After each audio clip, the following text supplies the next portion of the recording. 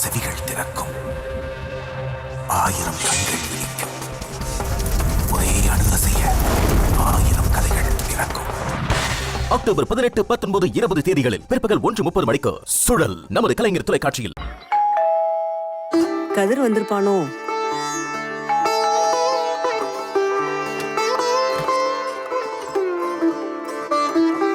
ரஞ்சினி, வாமா, வா, உள்ள வா. வா, உக்காருமா. அம்மா, கதிர் இருக்காரா? அவன் வர நேரம் தாமா. நீ உக்காரு. காஃபி டீ ஏதாவது குடிக்கிறியா? என்ன விஷயம்?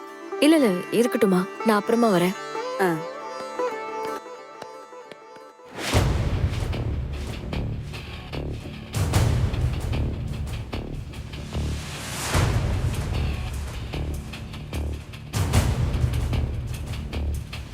கதிரு, ரஞ்சனி உன்னை பார்க்கணும்னு தான் வந்திருக்காங்க. ஆமாங்க கதிர், அணுவை காணோன்னதும் நான் கொஞ்சம் டென்ஷன் ஆயிட்டேன். உங்ககிட்ட நான் அப்படி பேசியிருக்க கூடாது. ஏதோ ஒரு பயத்துல தான் அப்படி பேசிட்டேன். அதான் சாரி கேட்கலான்னு வந்தேன். ஐயோ, அதுக்கு எங்க சாரி எல்லாம் கேட்டுக்கிட்டு? நான் பண்ணதும் ஒரு விதத்துல தப்பு தானே? ஒரு விதத்துல இல்ல, எல்லா விதத்திலையும் தப்பு தான். பெத்தவங்க கிட்ட சொல்லாம நீ பாட்டுக்கு குழந்தைய கூட்டிட்டு போயிட்டா அவங்க என்னமோ ஏதோன்னு பதட்டப்பட மாட்டாங்க?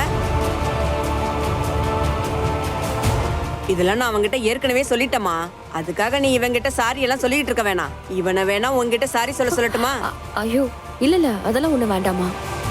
அவர் அப்படி பேசிட்டோமேனு என் மனசு உறுத்திக்கிட்டே இருந்துச்சு. அதனாலதான் வந்தேன். நல்லது செய்ய போய் திட்டு வாங்கிட்டோமேனு அவரும் வருத்தப்படுவார்ல. ஏங்க, அதெல்லாம் இல்லைங்க. நீங்க கூலா இருங்க. ஐ அம் டோட்டலி ஃபைன். சரி, நீங்க பேசிட்டு இருங்க. எனக்கு கொஞ்சம் உள்ள வேலை இருக்கு. தேங்க்ஸ் கதிர். அப்போ நான் வரேன். Excuse me. ஆக்சுவலா நான் உங்களை இன்னைக்கு பார்த்தேன். என்னதான் தினமும் ஃபுட் ட்ரக்ல பாக்குறீங்களே, என்னமோ இன்னைக்கு பார்த்தது புதுசா சொல்றீங்க. இன்னைக்கு உங்களை பார்த்தது இங்க இல்ல, மார்க்கெட் ரோட்ல. மார்க்கெட் ரோட்லயா? பருதாலாம் போட்டுக்கிட்டு போனீங்க.